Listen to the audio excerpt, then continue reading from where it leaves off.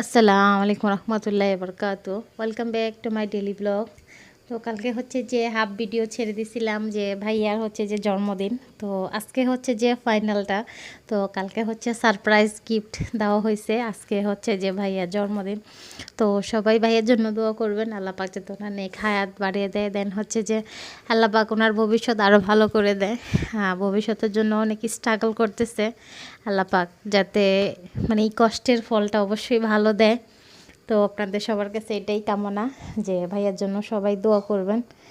আর এই যে তো এখানে হচ্ছে যে দুইটা কেক নিয়ে আসা হয়েছিল, তো যেহেতু ভাইয়া এগুলো পছন্দ করে না, মানে জন্মদিন পালন করা বা এরকম কিছু, তো হচ্ছে আনার সময় যে দুই মেয়ের নাম লিখিয়ে নিয়ে চলে আসছিলাম। দুইটার মধ্যে ওদের দুজনের নাম ছিল, ভাইয়ের নাম আর লেখানো হয়নি, আর উনি এগুলো পছন্দও করে না, তো সেই জন্য মূলত হচ্ছে এটা।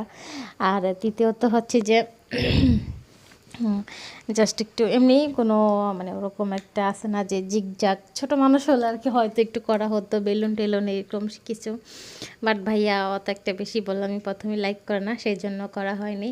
আর রাতে হচ্ছে যে পোলাও, রোস্ট, দেন হচ্ছে জালি কাবাব, এগুলো তৈরি করা হয়েছিল। সাথে হচ্ছে যে ভাইয়া ওটা একটা বেশি মানে রোস্ট খায় না, মুরগি পছন্দ করে না, সেই জন্য হচ্ছে যে ফিশ ফ্রাই করে নেওয়া হয়েছিল। আর এই যে পোলাও, আর পোলাওর সাথে হচ্ছে ডিম ছিল সিদ্ধ করে সাথে দিয়ে, দেন হচ্ছে গরম করে নিয়েছিলাম।